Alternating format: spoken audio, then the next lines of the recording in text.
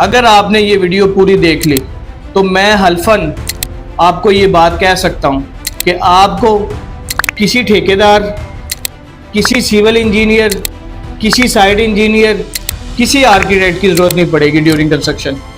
बल्कि आप खुद उनसे पूछेंगे कंस्ट्रक्शन के टाइम पे कि आप ये स्टेप क्यों मिस कर रहे हैं, भाई ये वाला काम आपने क्यों नहीं किया।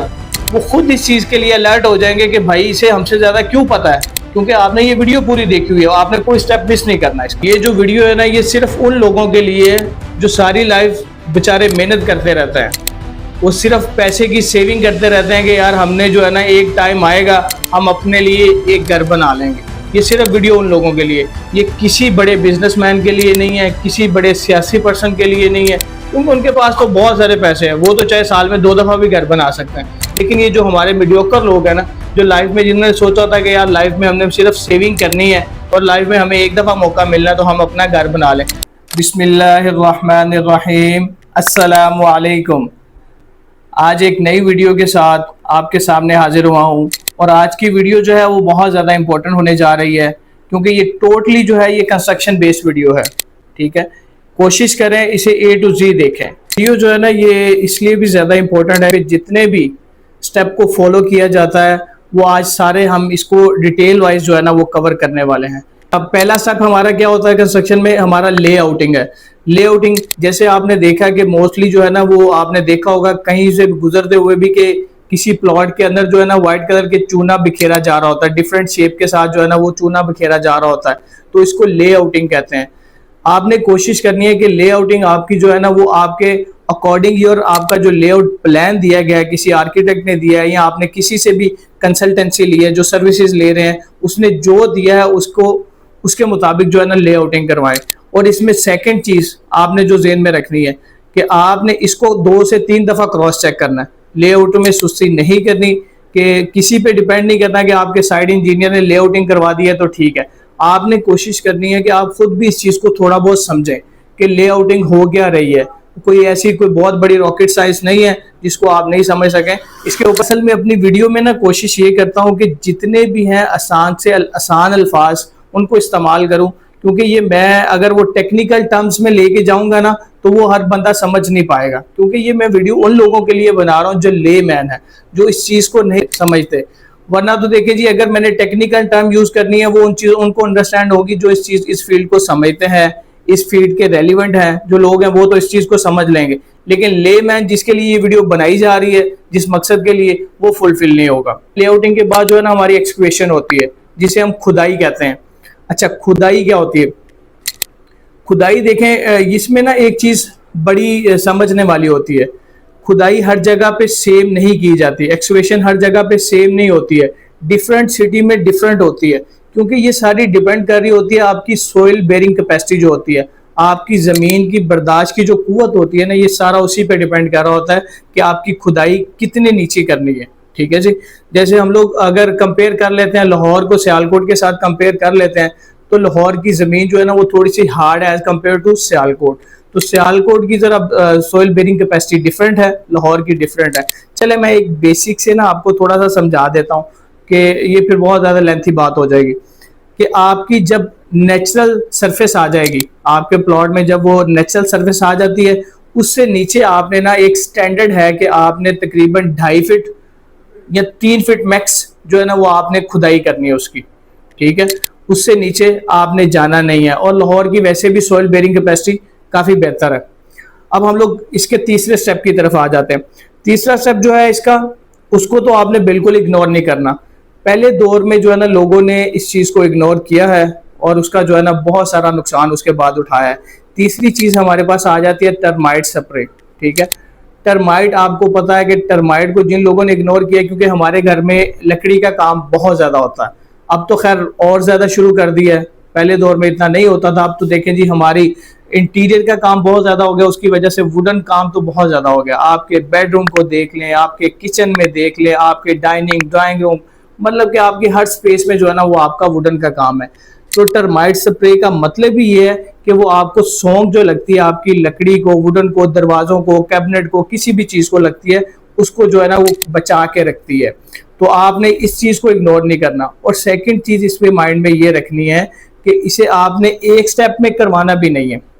पहला तो ये होगा कि जब आपकी एक्सकेवेशन हो जाएगी, आपने खुदाई कर ली, मिट्टी बाहर आ गई, आपने प्रॉपर जो है ना किसी कंपनी से, या जिस तरह एक लोकल तरीका है कि ड्रम में पानी डाल के एक प्रॉपर तराई करना, उस तरह प्रॉपर आपने टर्माइट करवानी है।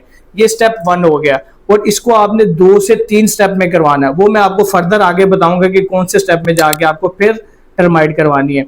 ये आपका तीसरा स्टेप हो गया। अब हम आते हैं चौथे स्टेप की तरफ। चौथा स्टेप जो है ना हमारा वो है पीसीसी। ठीक है, पीसीसी क्यों जरूरी है?